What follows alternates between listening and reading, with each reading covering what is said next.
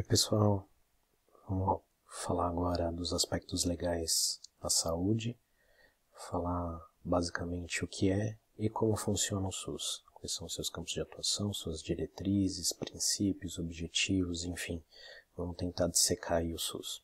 Então, bora para os nossos slides. Bom, o SUS ele é um conjunto de ações e serviços na área de saúde. Pode ser prestado pelo Estado, nos seus vários braços, mas também a iniciativa privada pode participar em caráter complementar, como havíamos comentado no podcast passado, né? Então, tanto atuação de controle de qualidade, pesquisa, produção de insumos, medicamentos, hemoderivados, equipamentos para a saúde, tudo isso está instituído como campo de atuação do SUS e vai ter atuação de âmbito federal, estadual e municipal.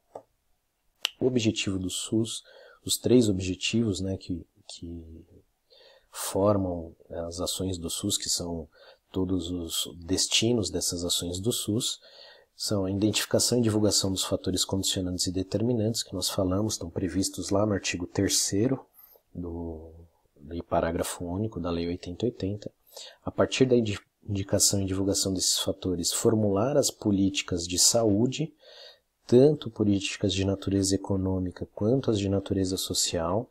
Então, o SUS deveria ser um campo de prospecção de informação para desenvolvimento de política econômica, também, já como preceito da própria Lei 8080, e com a identificação dos fatores e divulgação das políticas, formulação das políticas, aí sim prestar assistência de promoção, proteção e recuperação da saúde, tanto com ações assistenciais quanto com atividades preventivas, né? Pensando aqui então, coronavírus, identificação e divulgação dos fatores, conhecer o vírus, saber que tipo de doença que ele causa, aonde que o vírus ataca, quais são as formas de contágio, enfim, fazer todo um estudo epidemiológico desse vírus. Formular a política pública de saúde. Então, no campo social, fazer com que as pessoas fiquem em casa, evitar o contato público, então parar o funcionamento de metrô, parar o funcionamento de ônibus, etc. O campo econômico, fechar as empresas, promover socorro financeiro para as pessoas que vão precisar, enfim. Então, formulou a política, aí agora vamos prestar a assistência na área da saúde, né, focada em promoção. Então aqui promoção, a gente já tinha falado, divulgação das informações, proporcionar conhecimento para a população. Proteção, já uma medida mais efetiva para controle do grupo de risco, enfim, desenvolvimento de medicação, etc.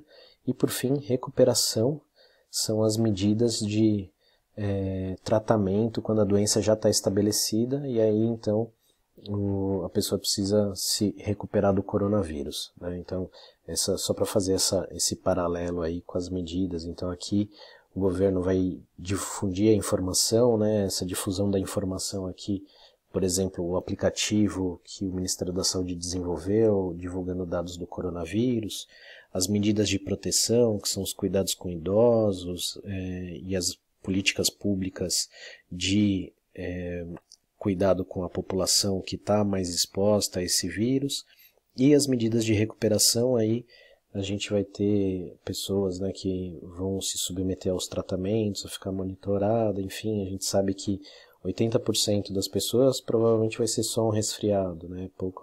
Poucas medidas serão necessárias, mas para outras haverá necessidade de medicação, enfim, acompanhamento mais efetivo. Então, por isso, as ações tanto assistenciais quanto as preventivas. No campo de atuação do SUS, são vários campos. A gente falou do artigo 200, que estabeleceu alguns, mas esse campo de atuação, a lei acabou ampliando um pouco mais ainda. Então, a gente vai ver aqui que tem mais conceitos do que no artigo 200 do SUS. Talvez aqui, pelo tempo do vídeo, a gente consiga tratar desses 4 primeiros aqui, do inciso 1, e para os demais vídeos a gente comenta os demais incisos. Então vamos lá. tratando-se das execuções de ações voltadas à vigilância sanitária, vigilância epidemiológica e saúde do trabalhador.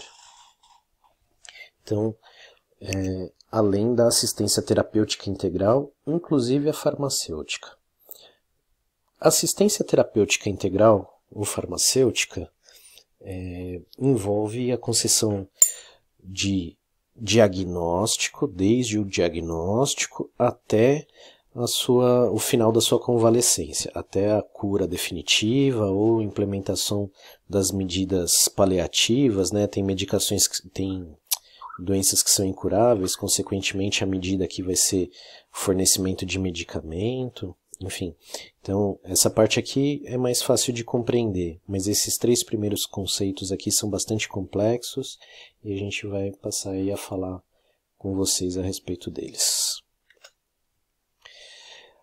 Primeiro conceito, vigilância sanitária. Aqui todo mundo conhece a vigilância sanitária por falar da Anvisa, né? A Anvisa é o braço do SUS que cuida desse aspecto da vigilância sanitária, que vai desenvolver ações capazes de eliminar, diminuir ou prevenir riscos à saúde e intervir nos problemas sanitários quando envolver tanto o controle de bens de consumo que se referem à saúde, quanto a prestação de serviços na área da saúde. Então aqui, produção de medicamento, produção de equipamento, eventuais comidas especiais, etc. E aqui a prestação de serviço pelas clínicas, pelos hospitais, pelos ambulatórios, enfim. Então, a vigilância sanitária vai atuar nesse conjunto aqui como um todo, né? Normalmente uma empresa que vai atuar com comida, com bebidas, enfim, eles vão precisar de uma autorização especial da vigilância sanitária. Com relação aqui ao coronavírus, por exemplo, a gente pode falar da questão da produção de álcool em gel, né? Então, interessa para a vigilância sanitária ter um controle sobre a produção de álcool em gel para garantir que aquele álcool que vai para a mão do consumidor seja um álcool que vai resolver o problema, né? Uma máscara, luvas, enfim, tudo isso aqui a gente pode encaixar como exemplo aqui. E a prestação de serviços, né? Saber, por exemplo, se os hospitais estão limpos, se os locais estão limpos, enfim, para atendimento focado à saúde. Vigilância epidemiológica, aqui é 100% Covid-19, né? Conjunto de ações que proporcionam conhecimento, a detecção e prevenção de qualquer mudança nos fatores determinantes e condicionantes da saúde individual ou coletiva, com o objetivo do quê? De recomendar e adotar as medidas de prevenção e controle das doenças e dos agravos, né? Basicamente, tudo que a gente vê em termos de anúncio, falando sobre o coronavírus, toda essa cobertura, enfim, né, faz parte da vigilância epidemiológica. A epidemiologia, no campo da medicina, é a ciência que trata das doenças e a forma como elas se propagam, né? Então, a ideia aqui é você conhecer o seu inimigo. Conhecendo o seu inimigo, você vai saber como combatê-lo. O terceiro conceito que eu quero trabalhar com vocês é o de saúde do trabalhador. Esse conceito de saúde do trabalhador ele é bastante complexo e vai ser um dos principais focos, né, ou deveria ser pelo menos, né, um dos principais focos de atuação, já que o Brasil se coloca aí no 4º lugar do ranking mundial de acidentes e doenças do trabalho, né? Então a saúde do trabalhador aqui no âmbito do SUS se revela como um conjunto de atividades que se destina, através de ações de vigilância epidemiológica e vigilância sanitária, a promover e proteger a saúde dos trabalhadores, bem como visando a recuperação e a reabilitação, né? Então, um estudo específico do meio ambiente de trabalho, lembrando que o artigo 200, inciso 8 da Constituição, afirma que cabe ao SUS zelar pelo meio ambiente, inclusive o meio ambiente do trabalho. Então, o inciso 1 aqui vai dizer que cabe à saúde do trabalhador, né, promover a assistência ao trabalhador vítima de acidente de trabalho, portador de doença profissional ou do trabalho. Então, muitas vezes acontece o acidente de trabalho, o primeiro lugar que a pessoa vai é para um hospital ou para uma clínica do SUS. A própria empresa encaminha quando ele não tem plano de saúde. Participar de estudos, pesquisas, avaliação e controle dos riscos potenciais à saúde existentes no processo do trabalho. Aqui tem um conceito, né, de NITEP, que eu devo ter comentado já com vocês, falando então desse risco que envolve o processo de trabalho. E aqui para comentar especificamente sobre o coronavírus, né, falando aqui dessas medidas que o governo determinou, fechamento de postos de trabalho, para shopping center, enfim, para evitar a contaminação, né? Por quê? Porque esses lugares são lugares com grande circulação de gente. E as pesquisas indicam que em locais com grande circulação de gente, o vírus se propaga muito fácil, né? Uma pessoa pode chegar a contaminar 10 pessoas, o crescimento seria exponencial. Por isso, então, essa campanha de todo mundo ficar em casa, inclusive os trabalhadores, né? 3. Participação na normatização, fiscalização e controle das condições de produção, extração, armazenamento, transporte, distribuição e manuseio de substâncias, produtos, máquinas e equipamentos que representam risco à saúde do trabalhador. Então aqui a gente pode falar, o trabalhador que recolhe lixo industrial, o trabalhador que vai trabalhar na fabricação de medicamento, o cientista que está no laboratório, que também é empregado, né, de uma empresa farmacêutica. Então aqui a gente tem esse cuidado aí que o SUS traz, fiscalizando e normatizando esse meio ambiente de trabalho. 4. Impacto que as tecnologias podem provocar na saúde.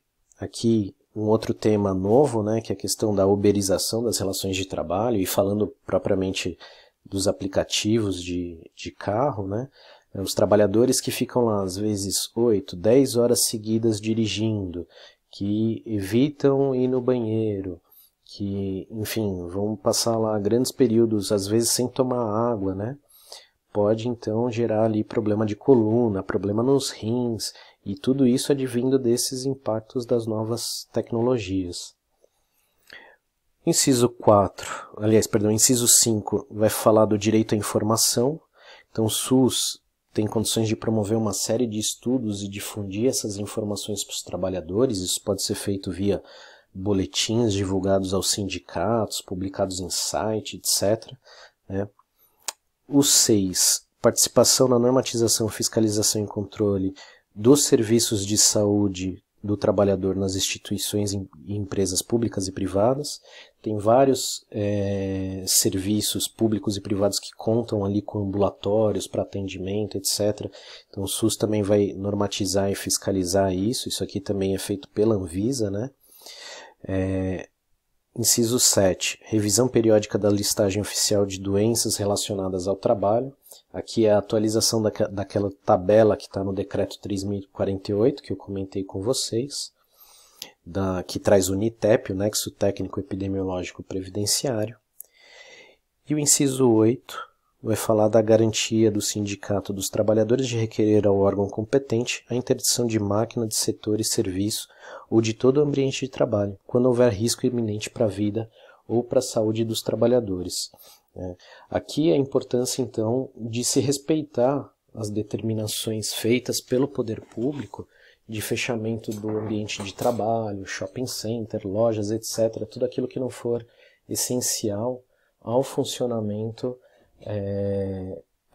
tudo aquilo que não for essencial à população, né, que seja dispensável o seu funcionamento. Então, se houver aí um desrespeito a essas regras, o sindicato pode acionar os órgãos competentes para então requerer o fechamento daquela empresa e a aplicação das medidas coercitivas cabíveis. Então, como eu tinha imaginado, o tempo mesmo só deu para falar até o campo de atuação da saúde do trabalhador. Então, agora a gente retoma o nosso próximo podcast falando dos demais campos de atuação. Obrigado aí pela atenção e até o próximo vídeo. Valeu!